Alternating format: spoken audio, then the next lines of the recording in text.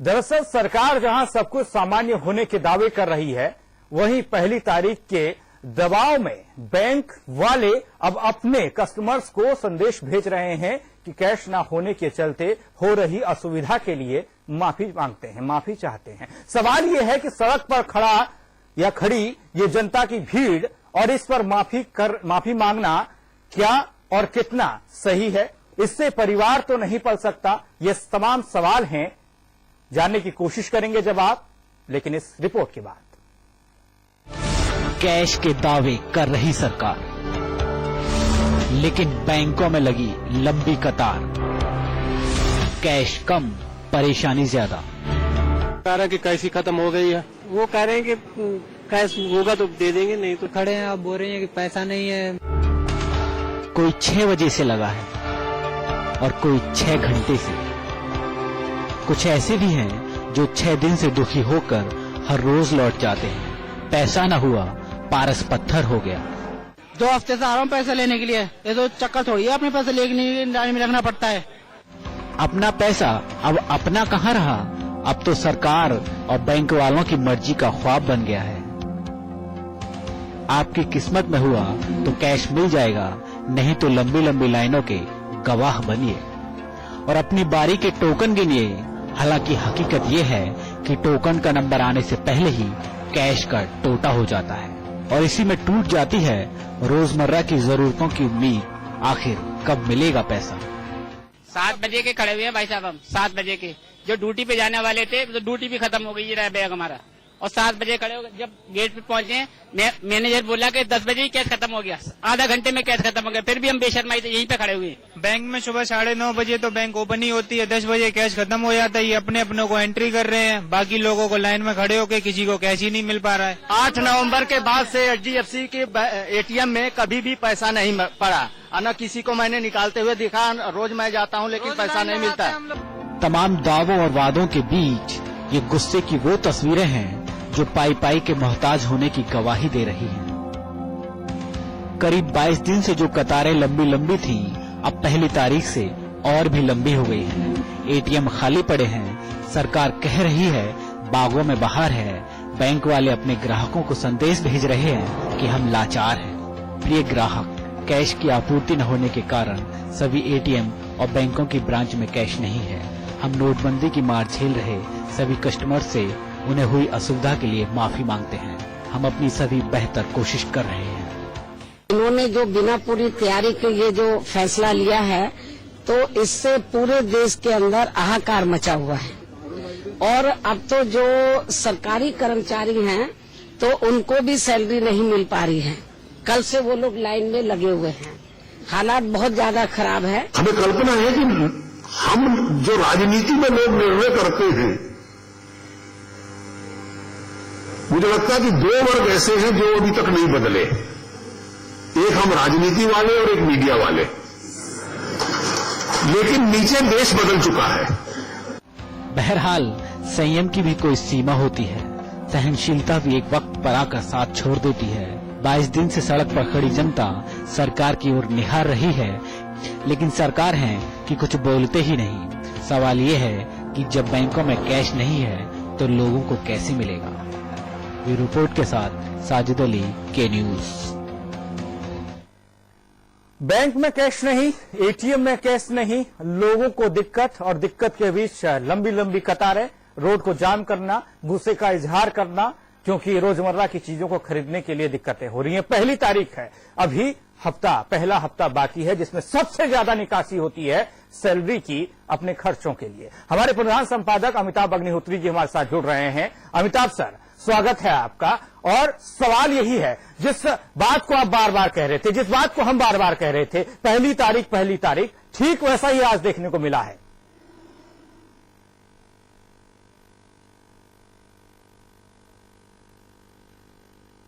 जी बिल्कुल पंकज, ये संकट अप्रत्याशित नहीं है।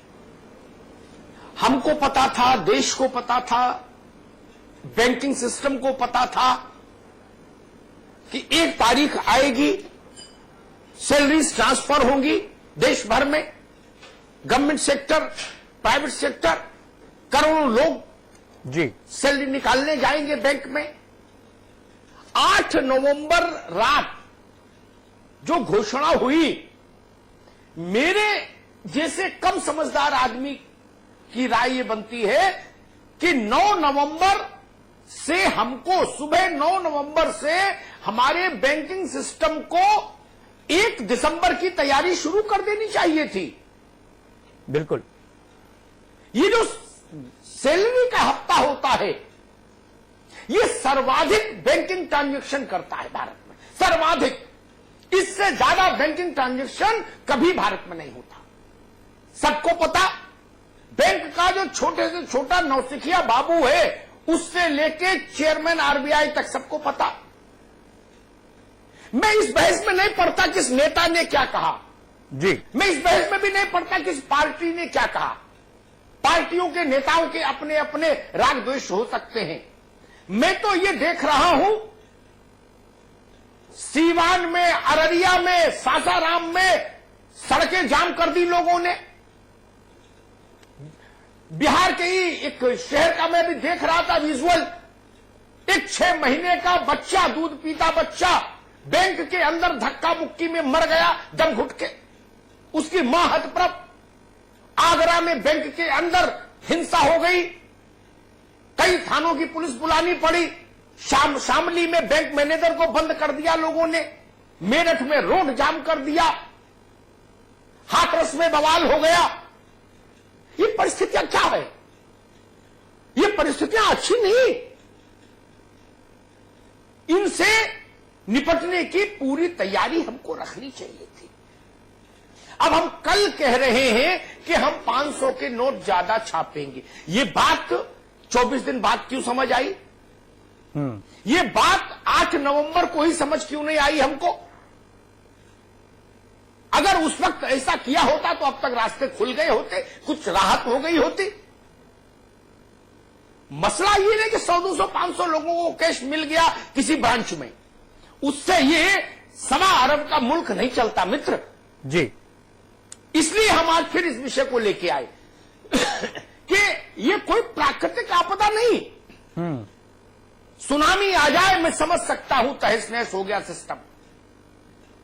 बाढ़ आ जाए समझ सकता हूं, चक्रवात आ जाए समझ सकता हूं, लेकिन ये तो सुविचारित कदम था गवर्नमेंट का, हुकूमत हिंदुस्तान का।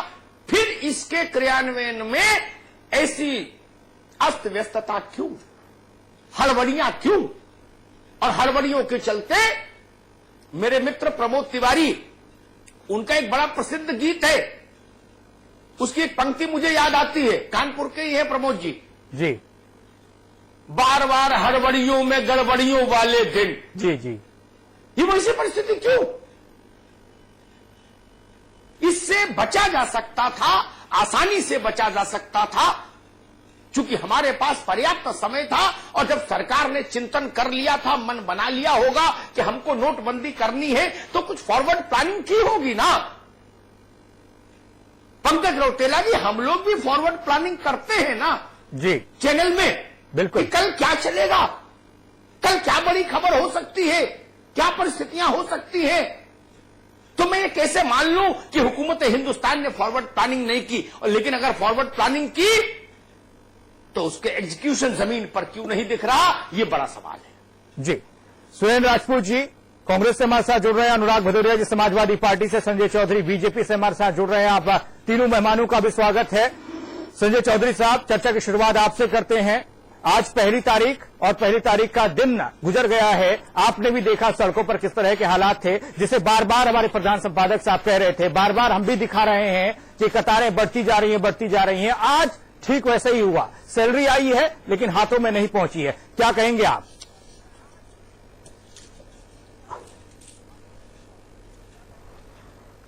देखिए कि जब हम लोगों ने नोटबंदी प्रधानमंत्री ने अनाउंस की, तो उसी समय कहा कि निश्चित रूप से आने वाले जो 50 दिन हैं वो देश के लिए बहुत महत्वपूर्ण हैं, उसमें कठिनाइयां होंगी और उस कठिनाइयों को जानते हुए हमने इस निर्णय को लिया। मुझको लगता है कि जैसे पहले दिन जब 10 को बैंक खुले थे तो बड़ी बड़ी कतारें थीं, लोगों के कष्ट थे, लोग बहुत तेजी के साथ निकले थे, लेकिन उसके बाद एक हफ्ता भर आते हुए ये सारी की सारी लाइनें छोटी हुई और चीजों का समस्याओं का समाधान हुआ। वैसे ही ये 1 तारीख का ये जो जोड़ है, निश्चित रूप से ये बहुत निर्णायक समय है, सर्वाधिक प्रेशर रहने वाला है और बैंक मुस्तैदी के साथ इसके तैयार हैं।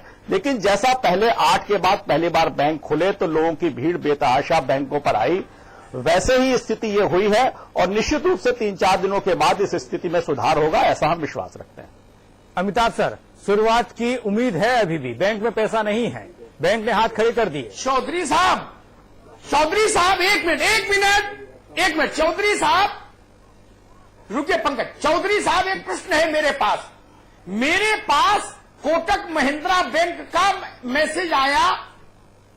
कोटक महिंद्रा बैंक ने कहा आरबीआई नकदी नहीं दे रही है, हमें खेद है, हम अपने ग्राहकों की सेवा नहीं कर पा रहे, असुविधा के लिए खेद है। बताओ क्या बोलोगे? और ये बीजेपी के जो भी मित्र आते हैं वो हर दिन एक ही बात कहते हैं कि लाइनें छोटी हो गई, और मैं जब शहर में निकलता हूं तो मुझे लाइनें बड़ी दिखती हैं। चश्मे में इतना फर्क क्यों चौधरी साहब? अमिताभ भाई, जैसे ये 1 तारीख का मामला है, निश्चित रूप से जब जिसकी क्राइसिस होती है, लोगों की प्रवृत्ति होती है कि उस चीज को ज्यादा से ज्यादा अपने पास रखें। तो जो अनुमान था उससे ज्यादा लोगों ने ये कोशिश हमेशा रहती है कि क्राइसिस के समय ज्यादा से ज्यादा चीज अपने पास रखें। बैंकों में भी ऐसा रखा, आप विश्वास रखिए, क्योंकि हम मानते हैं कि कठिनाई हम स्वीकारते हैं कि कठिनाई होगी, लेकिन इस कठिनाई के बाद निश्चित रूप से अच्छे नहीं हमने जो अनुमान लगाया उसमें लोगों को कष्ट होगा और 50 दिन मांगे हैं ना हमने। इस समस्या को ठीक होने में 50 दिन लगेंगे, कठिनाई होगी, हम ये मानते हैं। ये जो कठिनाई है इसको हम स्वीकारते हैं और चौधरी कठिनाई से अच्छा सवेरा निकलेगा, इसलिए हमने कठिनाइयों का सामना करने का मन बनाया। या अरुण जी की बात मानू? संजय चौधरी रुकिए मित्र, रुकिए। आपकी बात मानू या अरुण जी की मानू? अरुण जी ने अभी से कुछ देर पहले भुवनेश्वर में कहा 3 से 6 महीने लगेंगे। वो 180 दिन की बात कर रहे हैं, 180 दिन की। बोलो भाई, 50 और 180 में बहुत फर्क है। चौधरी साहब देखिए, अर्थव्यवस्था जो देखिए जैसा लोग मानते हैं, अर्थव्यवस्था को लाइन में आने में 6 महीने का समय लग सकता है, लेकिन ये जो कैश का क्राइसिस है, मुझको लगता है कि ये लगभग 50 दिनों में कैश का क्राइसिस ठीक हो जाएगा, क्योंकि हम लोग जो काम कर रहे हैं वो कोई सामान्य काम नहीं है। ये काम बिल्कुल वैसा ही है जैसे समुद्र का मंथन हुआ था, और समुद्र के मंथन में निश्चित रूप से पहले विष निकला था। तो ये जो कठिनाइयां हैं ये आएंगी, और हम चाहते हैं कि देश के सुधार के लिए आप लोग थोड़ा सहयोग करें, जनता सहयोग करें, प्रधानमंत्री सहयोग मांग रहे हैं, और ये कठिनाइयां होंगी, हम इन्हें स्वीकार कर रहे हैं। हमको दूसरे गेस्ट के पास जाना। सुरेंद्र राजपूत जी, मुझे खेद है कि भाजपा के कार्यकर्ता जी सर वित्त मंत्री को भी नहीं सुने सलीके से। वित्त मंत्री ने कहा, ये नहीं कहा कि अर्थव्यवस्था पटरी पे आएगी, उन्होंने कहा जनता जो समस्याएं झेल रही है उन समस्याओं से मुक्ति के लिए 2 क्वार्टर चाहिए, यानी 180 दिन। ये लोग सुने नहीं अपने वित्त मंत्री की भी बात, तो जब उनकी नहीं सुने तो हमारी क्या सुनेंगे? मेरा प्रश्न ये, 8-9 नवंबर से हमने 1 दिसंबर की तैयारी, मतलब बैंकिंग तंत्र ने 1 दिसंबर की तैयारी क्यों नहीं की? क्या सैलरी डे प्राकृतिक आपदा है? क्या वेतन आना और वेतन आहरित होना सुनामी है, भूकंप है कि अचानक आ गया? सुरेंद्र राजपूत।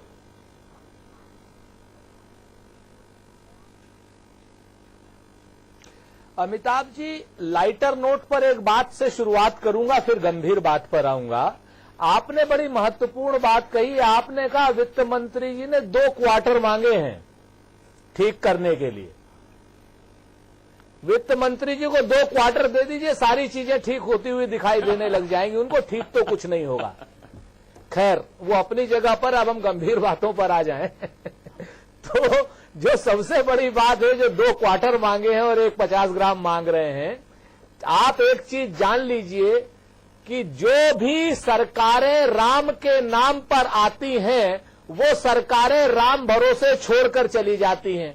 आज की डेट में ये सरकार पूरे के पूरे देश को राम भरोसे चला रही है। ये अपने आप में बहुत सत्य है और हम सब लोग हंस रहे हैं। ये करुणामयी हंसी है।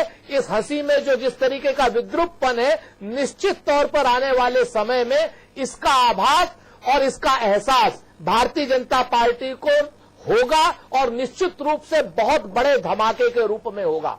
आज की डेट में किस तरीके की बात की जा रही है, एक तरफ कहा जा रहा है कि साहब आप हमें 50 दिन दे दीजिए, और दूसरी तरफ उन काले धन के व्यापारियों को कहा जा रहा है कि 50% ले लीजिए। इस देश की विद्रूपता ये नहीं है तो और क्या है कि आम आदमी से कहा जा रहा है कि 50 दिन दे दीजिए। परेशानियां हैं आपको दिक्कतें हैं, हम मानते हैं, हमने पहले कहा था। और दूसरी तरफ काले धन के व्यापारियों को, जिनके लिए आपने ये डिमोनेटाइजेशन किया है, उनसे कह रहे हैं 50% अपनी रद्दी का ले लीजिए। किस तरीके का ये विद्रूपपन है, किस तरीके का ये संवाद है भारत देश के साथ, भारत की गरीब जनता के साथ, भारत की गृहिणियों के साथ, नौजवानों के साथ, मजदूरों के साथ और उन किसानों के साथ जिन किसानों ने कल आलू अपना सड़क पर फेंक दिया है। अमिताभ जी, छोटी बात नहीं है, साधारण बात नहीं है किसान का आलू सड़क पर आना। आप आलू के क्षेत्र के किसान हैं, आप आलू के क्षेत्र के रहने वाले हैं। जब किसान का आलू सड़क पर आता है तो किसान की जिंदगी और किसान की आत्मा जो होती है वो ट्रकों के नीचे आती है। आज की डेट में किस तरीके के ये दिन मांग रहे हैं, शर्म नहीं आती है इनको? बेशर्मी की एक इंतहा है।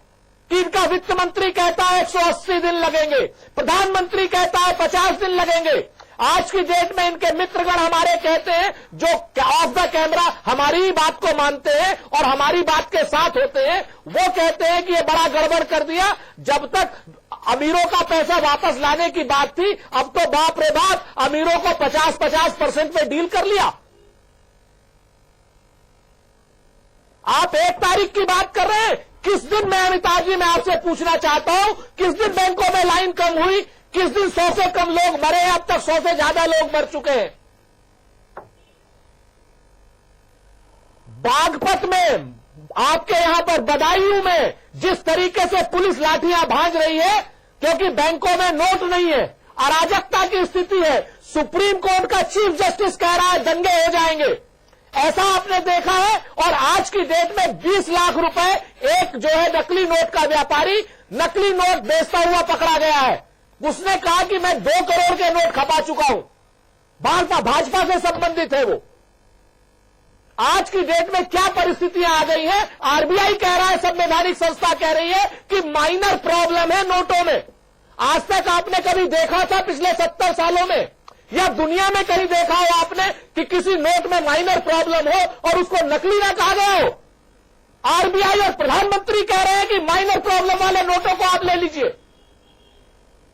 ये कुछ प्रश्न है, मैं आपके सम्मुख प्रस्तुत कर रहा हूं। चाह रहा हूं कि जनता इसके जवाब जो है भारतीय जनता पार्टी के जिम्मेवार लोगों से ले। और इसमें ये 65 साल 70 साल मंगल ग्रह अर्जेंटीना 2G और 3G न करे, अनुराग स्पेसिफिक जवाब दे। ठीक है सुरेंद्र भाई, आपकी बात आ गई, आपकी बात आ गई। अनुराग भदौरिया जी, मेरा फिर वही मूल प्रश्न जो सुरेंद्र जी ने प्रश्न उठाए, उनके अलावा 1 तारीख आएगी, पूरे देश की सैलरी बटनी होगी, बैंक में सैलरी ट्रांसफर हो जाएगी, लेकिन वो कैश वापस निकलेगी।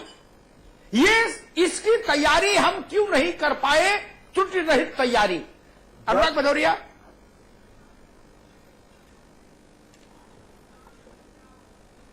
जब राजा ये मान ले कि मेरी पार्टी में मैं राजा, बाद बाकी पूरा देश मेरी प्रजा, मैं ही प्रधानमंत्री हूं, मैं ही फाइनेंस मिनिस्टर हूं, मैं ही डॉक्टर हूं एम्स का, मैं ही होम मिनिस्टर हूं और मैं ही रक्षा मंत्री हूं और मैं ही विदेश मंत्री हूं।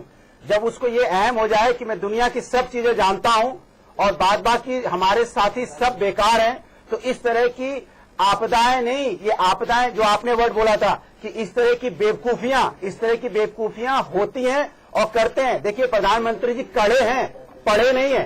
कड़े में पढ़े में फर्क है। कड़ा आदमी ये तो कह सकता है कि दुनिया को बेवकूफ बना के यहाँ से अच्छा एक बहुत अच्छा हॉस्पिटल बना दिया जाए, क्योंकि यहाँ पे जो लोग बहुत गरीब रहते हैं ज्यादा पैसे खर्च नहीं कर सकते, लेकिन ये सब कर सकता है एक लीडर। अब वो चाहे कि वो डॉक्टर खुद बन जाए, लेके कैसी पहुंच जाए मैं ऑपरेशन खुद ही करूंगा, तो ऑपरेशन कैसा होगा आप समझ जाओ। यही हालत हमारे प्रधानमंत्री जी ने की है। वो फाइनेंस का काम खुद करने लगे। और जो आप समस्या गिना रहे हो कि 1 महीने की सैलरी और इस तरह का जो गृहिणी की जो परेशानियां, जो स्टूडेंट की परेशानियां, रोडों पे लोगों के खड़े, उनके दिमाग में आया ही नहीं होगा, क्योंकि वो इस परेशानियों की दुनिया से जूझे ही नहीं है। उनको तो सिर्फ इतना आता है कि कैसे मुझे झूठ बोलना है और किस तरह से ऐसी बात कर दूं जिससे जनता खुश हो जाए। जनता को खुश करना और उसका रिजल्ट आना, दोनों में फर्क है। इन्होंने 8 तारीख को ये बोल के जनता को तो कुछ पल के 2 मिनट के लिए जो गरीब जनता थी उसको खुशी तो थी, ऐसा उनको लगा कि पता नहीं क्या होने वाला है, लेकिन बाद में एहसास ये हुआ कि जिस अमीरी की वो बात कर रहे थे, जिस लोगों की वो बात कर रहे थे उनका पैसा लाएंगे, जैसे अभी राजपूत जी कह रहे थे कि बाद में कह रहे हैं कि भैया 50% दे दो तो अपना काला धन मुझे दे के चले जाओ, अपना व्हाइट कर लो। अब मैं उनसे पूछना चाहता हूं, जो 20,000, 25,000, 10,000 जो मां अपने गांव में अपने लड़की जो विदा होके आती है उसके लिए रखती है, चुपके से 1,000-2,000 रुपए उसको देती है, और उसके यहां से बैंक की दूरी कम से कम तो 50 से 100 किलोमीटर की दूर है, उस मां पे क्या गुजर रही है जाके जरा पूछ ले। और मैं बता देता हूं, एक बार जाए ये लोग और लाइन में जाके पूछें, जिस तरह के लोग लाइन में लगे, लाइन में लोग नहीं लगे, आपने पूरे देश को रोक के रख दिया है। जो आदमी सुबह ऑफिस जाता है वो लाइन में खड़ा है। कितनी शर्म की बात है कि मैं अभी 2 दिन पहले दिल्ली में था, मैं खान मार्केट में गया, सबसे समृद्ध प्लेस है जहां सबसे महंगी चीजें बिकती है, वहां लोग लाइन में लगे थे, उनके लिए कुर्सी डाली गई थी और चाय की व्यवस्था की गई थी। आप बताइए, हम इस हालत में आ गए हैं कि अपना पैसा निकालने जाएंगे तो लोग मुझे सिंपैथी देंगे कि बहुत देर खड़ी हो गई, आपको लीजिए कुर्सी बैठ जाइए, चाय पी लीजिए, आप बहुत देर, आपकी व्यवस्था बहुत देर की हो गई है। मेरा साफ साफ जवाब है पूरे देश को। और मैं ये भी बता दूं, ये बीजेपी नहीं है, सिर्फ मोदी है। बीजेपी की तो हैसियत ही नहीं है उनसे क्वेश्चन पूछने की या उनसे बात करने की, या फाइनेंस मिनिस्टर उनसे क्या पूछेंगे, क्या बोलेंगे, फाइनेंस मिनिस्टर को खुद नहीं पता है। ये डिक्टेटरशिप है। और जब डिक्टेटरशिप शुरू करता है, जैसे कांग्रेस ने किया था, जब लोग कह रहे थे कि आप आंध्रा को डिवाइड मत करो, हंगामा हुआ, झगड़ा हुआ, जब अहम में राजा आ जाता है, किसी की नहीं सुनता है, तो वो 44 पे पहुंच जाता है। इसी तरह से हमारे प्रधानमंत्री भी अहम में आ गए हैं। उनको लगता है कि मेरे पास सब पूरा देश मेरा है, और पूरे देश को मैं अगर बोलूंगा दिन तो देश बोलेगा दिन, मैं बोलूंगा आप मुर्गा बन जाओ तो देश मुर्गा बन जाएगा। ऐसा नहीं है, आप देश उनको मुर्गा बना देगा जब इलेक्शन होगा। इस तरह से आप प्रजातंत्र के साथ, लोकतंत्र के साथ, करेंसी के साथ नहीं खेल सकते। तो ये 140 करोड़ के पॉपुलेशन का देश है, कोई छोटी मोटी नहीं है कि 1-2 करोड़ के लोग हैं। आप आधी रात को फरमान लागू कर देंगे कि सुबह से सब तैयारियां हो जाएंगी। और साफ आप ही बता रहे हो, जिस तरह का नोट बनाया इन्होंने, शर्म आती है मुझे नोट पकड़ने में। परचून का नोट रखता है, बचपन में खेल के हम घुमा करते थे। और ये आदमी तो इतना इनसिक्योर हो गया आज की डेट में, सारा दिन सुबह से लेकर रात के 1 बजे तक यही डिस्कस करता रहता है डिमोनेटाइजेशन पे। आप बताइए, अगर कोई तूफान आया होता, कोई आंधी आई होती, कोई आपदा आई होती, उस पर डिबेट होता तो अच्छा लगता। हम क्या डिबेट कर रहे हैं, जो नॉर्मल लाइफ चल रही थी उसमें एक बात और कहते हैं, ये कहते हैं कि हम आएंगे देश को बनाएंगे। मैं इनसे पूछना चाहता हूं, मैं गवाह हूं, आप भी जानते होंगे 20 साल पहले, 15 साल पहले जो लोग गांव में रह रहे थे, आज वो दिल्ली में बड़े बड़े पत्रकार हैं, बड़े बड़े आईएएस बन गए, बड़ी बड़ी जॉब कर रहे हैं, बड़ा बड़ा इंडस्ट्रीज बन गए। मैं खुद गांव से चल के आज यहाँ सामने बैठा हूं। गांव में पहले कच्चे घर होते थे, आज पक्के घर गांव में नजर आते हैं। ऐसा नहीं है कि इनके आने से देश उन्नति करेगा, देश बहुत उन्नति कर चुका था, अपने लाइन पे चल रहा था। आप कुछ कमियां थी जो आपको दूर करनी थी, वो तो आपने की नहीं। आप बता रहे हो, अरे कोई आज थोड़ी लोग लंदन में, अमेरिका में, हर घर का एक लड़का लंदन अमेरिका में रह रहा है, पढ़ रहा है। और ये कब से हुआ? लास्ट 15-20 सालों से उन्नति हुई है। देश बहुत प्रोग्रेसिव है, यहाँ के लोग बहुत प्रोग्रेसिव है। यहाँ प्रोग्रेसिव लीडर चाहिए। यहाँ पे ये नहीं चाहिए कि ये हमें भटका रहे हैं, ये हमें लाइनों में खड़ा कर रहे हैं, ये हमारी प्रोग्रेस को रोक रहे हैं। मैं पूछना चाहता हूँ, कौन सा आज गरीब बच्चा है? हर आदमी तो डेवलप की तरफ बढ़ रहा है। गरीब से गरीब लोगों को मैंने देखा है मिडिल क्लास में पहुंच गया, मिडिल क्लास अपर क्लास में पहुंच रहा है। स्लोली आदमी स्टेज बाय स्टेज ऊपर उठता चला जा रहा है। कुछ कमियां थी, उस कमियों को इनको दूर करना था, मैं मानता हूं, लेकिन ऐसा नहीं करना था कि आपने एकदम अचानक ऐसा डिक्लेयर कर दिया कि देश एकदम बेकार है। जापान में जाके बोलते हो कि मैं जाके भारत को ठीक कर दूंगा, ठीक है, मैं आज भारत को ठीक कर दूंगा। आप जाके हमारी देश की बात आएंगे बाहर, और गोवा में आके आप रोने लग जाएंगे, और आप कहेंगे कि गोवा में आके रोने लगेंगे। आपकी बात आई अनुराग भदौरिया। ठीक सर, ब्रेक के बाद जब हम आएंगे तो मेरा सवाल ये होगा और क्लास में मास्टर जब शैतानी करने वाले बच्चे को नहीं ढूंढ पाता है तो वो गुस्से में पूरी क्लास को मुर्गा बना देता है। क्या ऐसे ही हो रहा है? ये सवाल होगा ब्रेक के बाद। पैसा आता नहीं तो बांटे कहां से, दिक्कत लोगों की बड़ी है। चर्चा इसी पर हो रही है कि आखिर हुआ क्या है, कहां गलत हुआ है, किस तरीके से हुआ है, जानने की कोशिश कर रहे हैं। हमारे साथ एक पैनल जुड़ा हुआ है, हमारे प्रधान संपादक अमिताभ अग्निहोत्री जी भी हमारे साथ जुड़े हुए हैं। सीधे चल रहे हैं अमिताभ जी के पास। अमिताभ जी, ब्रेक से पहले आपका सवाल।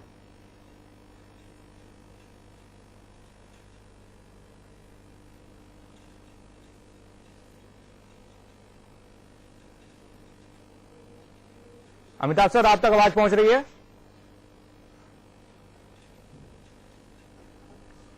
अमिताभ सर तक आवाज नहीं पहुंच रही है, लेकिन संजय चौधरी जी के पास हम जा रहे हैं। संजय जी, ब्रेक से पहले अमिताभ जी का सवाल आपने सुना होगा और समझा भी होगा। क्लास में एक बच्चे को अगर दंड देना हो और टीचर ना पहचान पाए तो पूरी क्लास को मुर्गा बना देता है। क्या कुछ ऐसा ही हो रहा है? यही सवाल था उनका।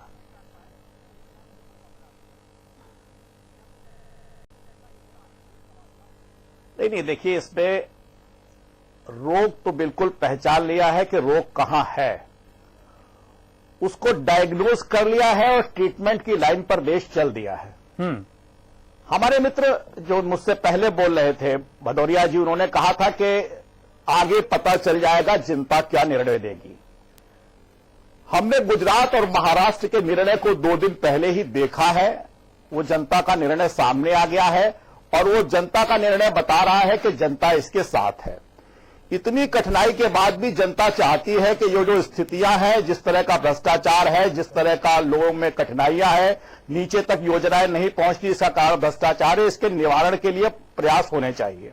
जी, जैसे किसी भी एग्जाम में कोई अगर परीक्षार्थी एग्जाम दे रहा है, पहले 2 सवाल का हल किया और कोई एग्जामिनर बीच में आके उसकी कॉपी जांच कर कहे कि तुम्हें इतने बटा इतने नंबर दिया, तो मुझे लगता है कि ये उसके साथ न्याय नहीं होगा। पूरी परीक्षा हो जाने दीजिए, 50 दिन के बाद इसका निर्णय कीजिए। जो बात मैंने सबसे पहले आपसे कही थी कि ये समुद्र मंथन हो रहा है, जब समुद्र मंथन हुआ था और पहली बार जब लोग चौधरी साहब ठीक है मंथन करने लगे थे तो एक समुद्र मंथन सुन लिया मित्र, आगे विष निकला था तो लोग भाग गए थे। जो कठिनाइयां हैं, कठिनाइयां सामने आएंगी। हम क्या कुछ बच्चों की शैतानी की सजा पूरे क्लास को दी जा रही है? उनका परिवार बर्बाद हुआ, क्या प्रधानमंत्री जी विष पी लेंगे? 104 लोगों का जो परिवार बर्बाद हुआ है, क्या प्रधानमंत्री इसका विष पिएंगे? अगर विष पीने को तैयार है तो बताएं। चौधरी जी को जवाब देने दीजिए। शंकर जी ने तो विष पी लिया था जो निकला था। चौधरी जी,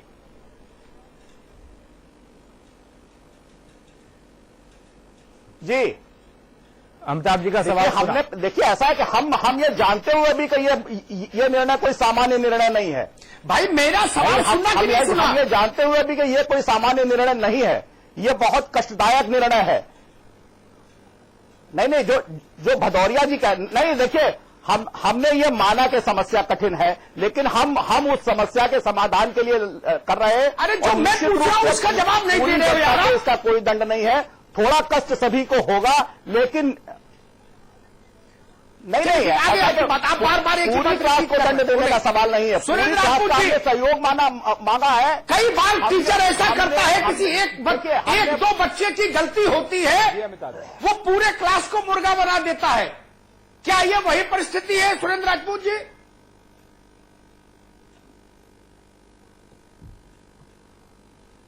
अमिताभ जी, नानी के सामने ननिहाल की बातें नहीं की जाती। जो आपने बात कही है मैं उसको दूसरे तरीके से कह देता हूं कि गांव एक राज्य में जब चोरियां होने लगी तो राजा ने वहां कहा कि पूरी प्रजा को 100 कोड़े मारो।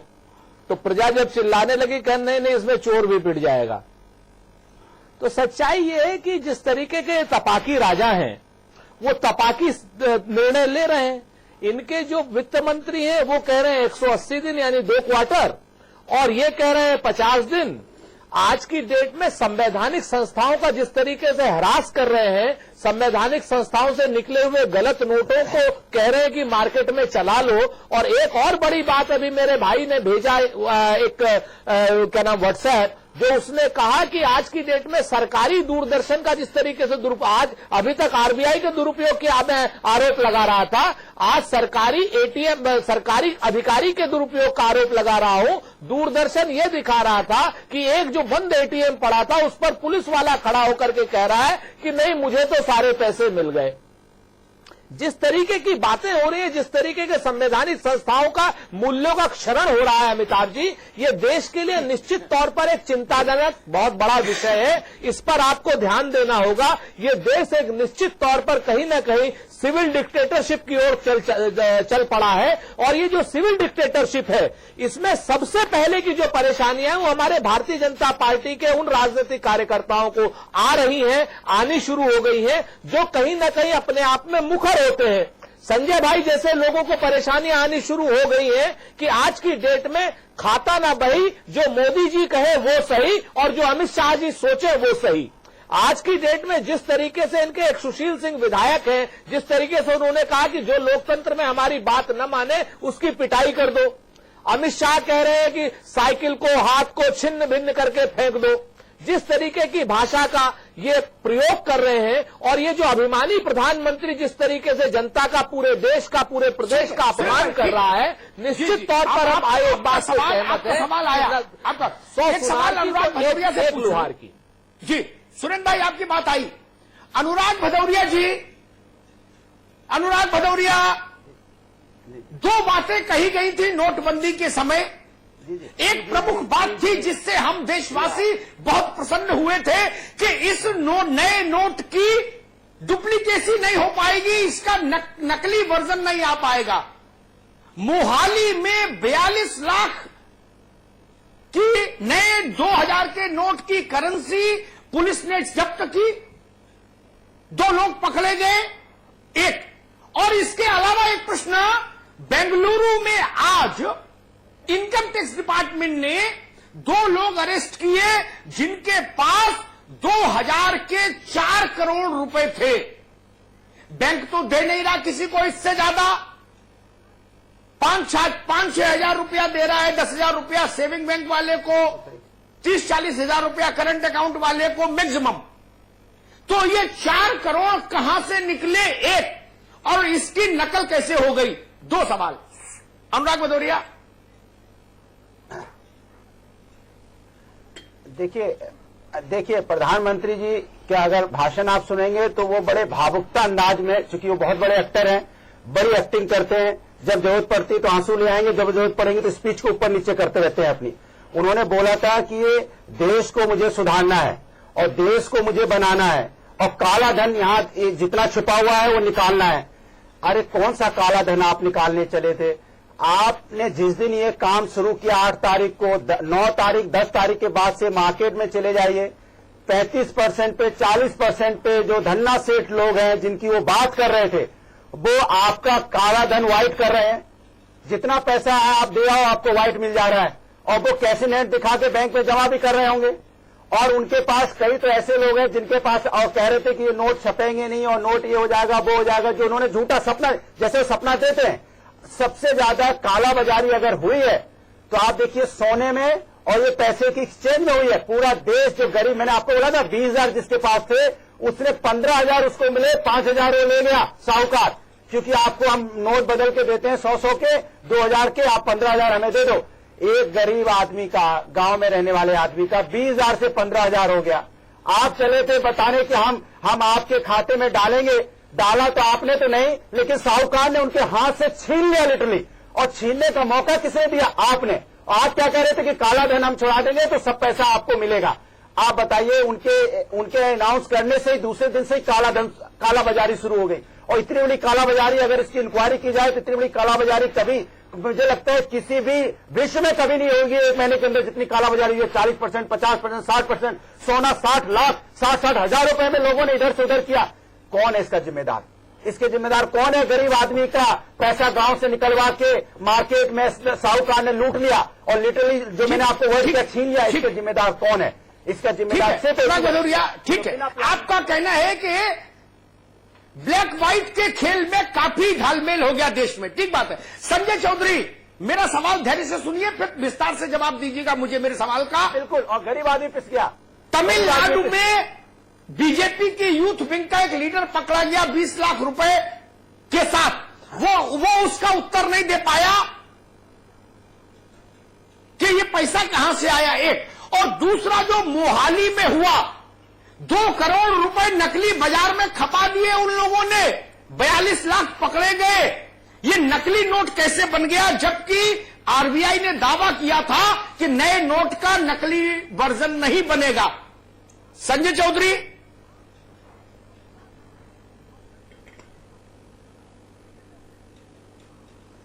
देखिए, जो आप दक्षिण भारत की बात कर रहे हैं उसके बारे में तो मेरे पास अभी कोई अपडेट नहीं है, लेकिन निश्चित रूप से देखिए, कोई नोट है उसकी कोई कलर्ड फोटो स्टेट कराकर कोई भी आदमी अगर लेकर जाए तो निश्चित रूप से वो पता चलेगा। और जैसे भी इस तरह की घटनाएं आ रही हैं वो पकड़ में तुरंत आई जा रही है, क्योंकि नोट जिस क्वालिटी का है और उसमें के जो सिक्योरिटी फीचर्स है उनसे वो जो नोट फेक है वो बाजार में चल गए तब पकड़ आया, या 2 करोड़ चल गए संजय चौधरी जी,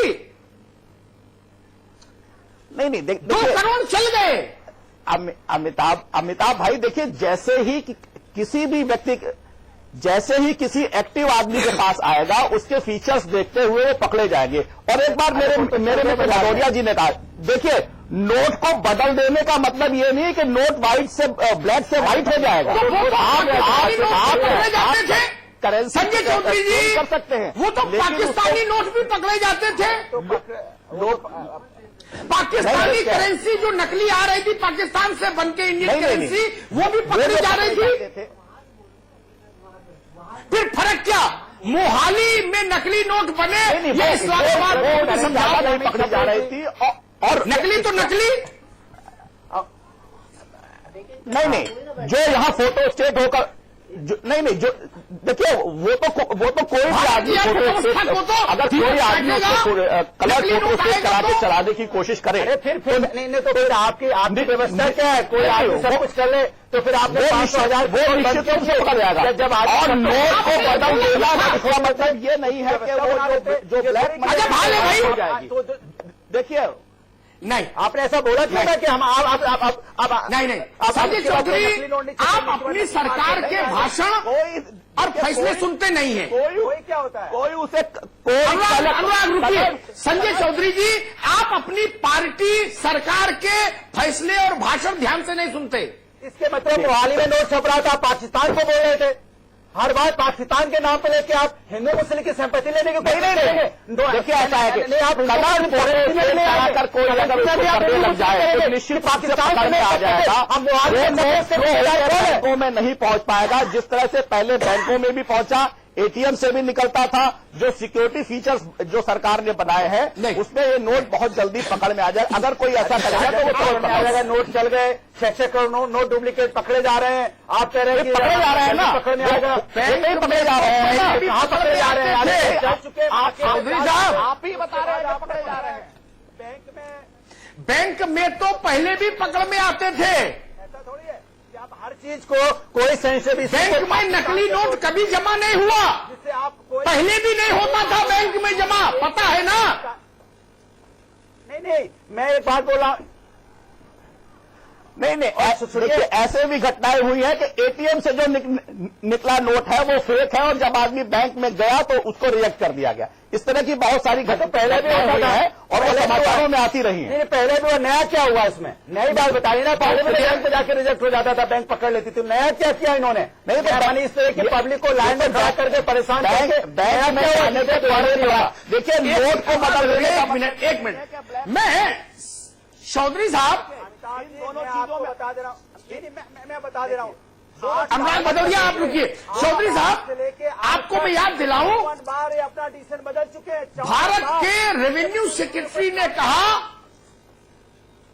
सुन लीजिए, भारत के रेवेन्यू सेक्रेटरी ने कहा था कि 2000 का जो नया नोट है इसकी कॉपी नहीं हो पाएगी, इसमें इतने ज्यादा सिक्योरिटी मेजर्स हैं।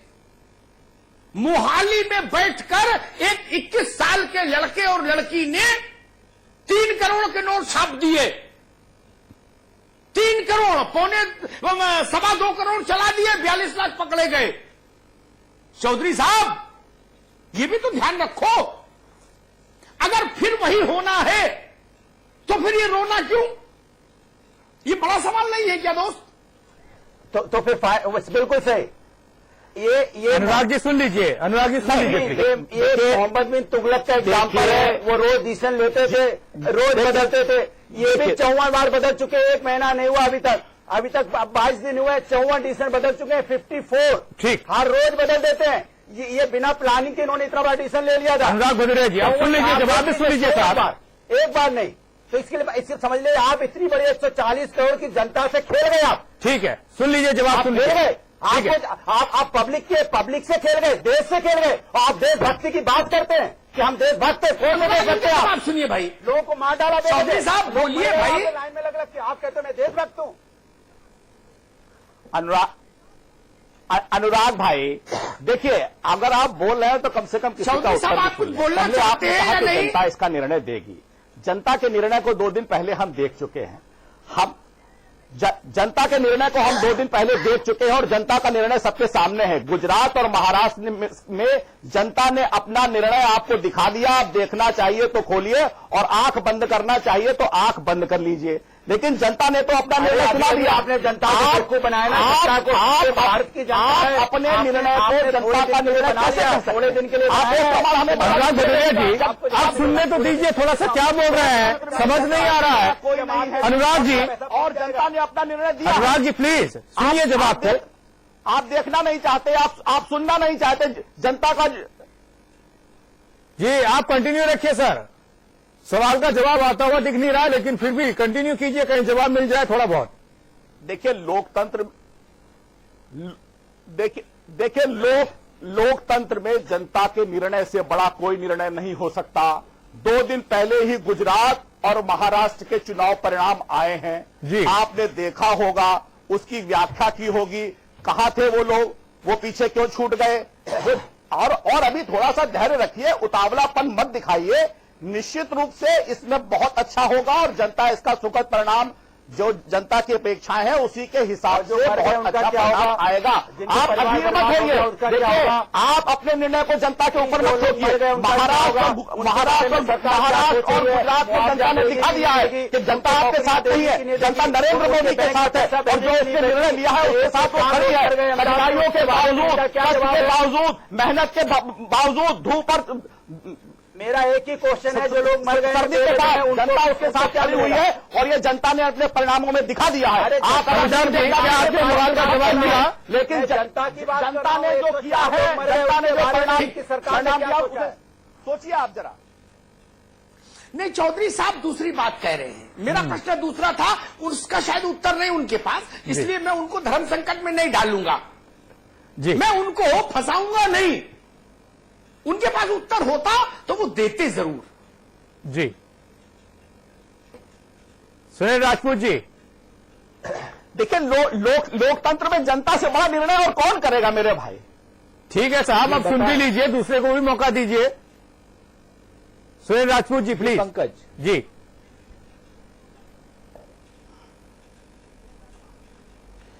देखिए, 2-3 बातें बड़ी, अब मैंने जितनी बातें रखी थी अमिताभ जी आपके सामने, वो प्रश्न सारगर्भित हैं, आपके सामने रखे हुए हैं। भारतीय जनता पार्टी के मित्र ने कोई जवाब नहीं दिया।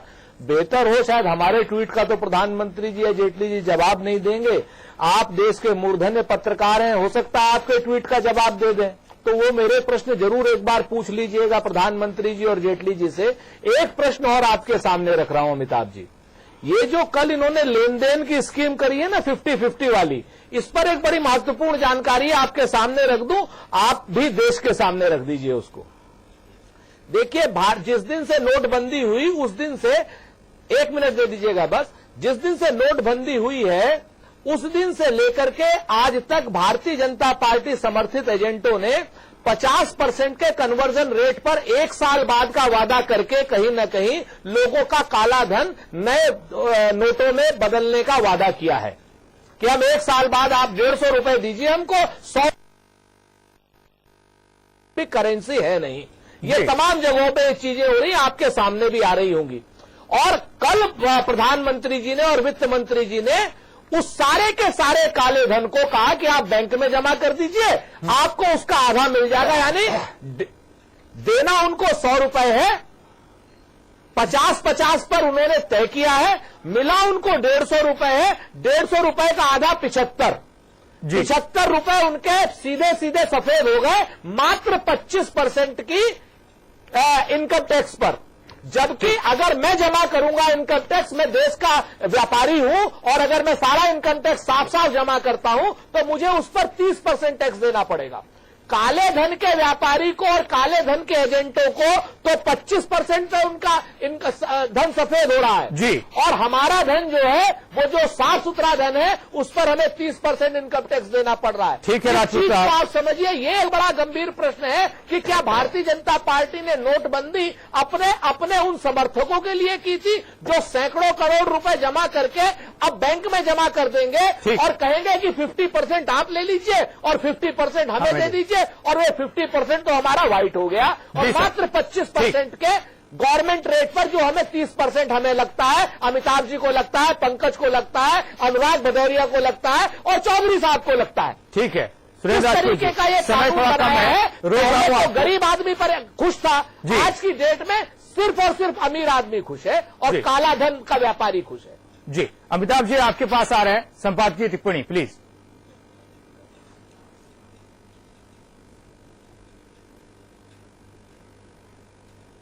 देखिए, मैं फिर उसी बात को दोहराऊंगा, अच्छा निर्णय भी जनता को कष्ट देता है अगर उसका क्रियान्वयन अच्छा नहीं हो। जी, मैं एक उदाहरण देता हूं, सुरेंद्र राजपूत जी हैं, अनुराग भदौरिया हैं, चौधरी साहब हैं। परिवार नियोजन एक अच्छी बात है, एक अच्छा निर्णय है। भारत जैसी जनसंख्या विस्फोट की समस्या झेलने वाले मुल्क में परिवार नियोजन का रास्ता बनना चाहिए। निर्णय और मंतव्य ठीक था, लेकिन इंदिरा गांधी के शासन में उसका क्रियान्वयन जो सड़क पर हुआ, भिखारी पकड़ के नसबंदी कर दी, कुंवारे की पकड़ के नसबंदी कर दी, क्या हुआ नतीजा देखा ना जी। मैं बार बार चेतावनी देता हूं सरकारों को, अच्छा निर्णय भी खराब क्रियान्वयन से विष का काम करता है। मुझे कष्ट है, तनख्वाह आई, आदमी निकाल नहीं पा रहा, खाते में पैसा है, जेब खाली। क्यों डंडा खा रहे हैं पुलिस के? देश की आजादी के लिए नहीं, डंडा खा रहे हैं अपना पैसा बैंक से निकालने के लिए। बताओ, पाकिस्तान हमला कर दे, युद्ध हो जाए, सीमा पर जाके आदमी शहीद हो जाए, समझ आती है बात। यहां लाइन बैंक में पैसा निकालने के लिए शहीद हो रहा है, क्या ये शर्म की बात नहीं है? जी, सीमा पर हमारे जवान प्राणोत्सर्ग करते हैं तो हमारी आंख में आंसू भी होता है, लेकिन हमारा माथा गर्व से उन्नत भी होता है। लेकिन चौधरी साहब, जब state bank, Punjab bank, HDFC, फलान ढिकान बैंकों की लाइन में आदमी मरता है तो मेरी आंख में सिर्फ आंसू होता है, सिर्फ आंसू होता है। वो आंसू ना कांग्रेसी है, ना भाजपाई है, ना सपाई है, ना बसपाई है, वो भारत की आंख का आंसू है, देश की आंख का आंसू। अभी 7 जवान शहीद हो गए मातृभूमि की रक्षा के लिए, बात समझ आती है। लेकिन स्टेट बैंक की लाइन में खड़े हो गए, एक वृद्ध मर जाए, एक जवान मर जाए, ये बात समझ नहीं आती, समझ नहीं आती। और जो लोग ये कहते हैं कि 100 जाने गई क्या पहाड़ टूट पड़ा, वो लोग मानवीय दृष्टिकोण नहीं रखते। जी, 100 जान तो छोड़िए, एक जान भी कीमती होती है, एक जान भी। मां के लिए उसके सब बेटे बराबर कीमत रखते हैं, भारत मां के लिए हर बेटे का मोल बराबर। वो ननकू मरे और चाहे रज्जाक, शकुंतला मरे चाहे रजिया। और एक बात कहूं जी, मेरे मित्र संजय चौधरी ने बार बार इस बात को जोर दिया कि कुछ नगर निगमों के चुनावों के परिणामों को देखिए, कुछ वार्ड्स के नतीजों को, महाराष्ट्र और गुजरात के। चलिए हम आपकी बात सिराखों रखते हैं। सुरेंद्र राजपूत नहीं मानेंगे, छोड़ दो। अनुराग भदौरिया नहीं मानेंगे, छोड़ दो। मैं आपकी बात का मान रखता हूं, उन परिणामों को देख लेता हूं। लेकिन अब मेरी बात गौर से सुनिएगा, लेकिन भारतीय जनता पार्टी को वचन देना होगा कि ये तो छुटपुट जनादेश है, बहुत माइन्यूट बोनसाई टाइप का जनादेश है, मिनिमम। एक बड़ा जनादेश आने वाला है हिंदुस्तान के सबसे बड़े सूबे से, जहां 23 करोड़ की आबादी है। आइए आज ऐलान कीजिए कि उत्तर प्रदेश के चुनाव को हम इस फैसले पर जनादेश मानेंगे।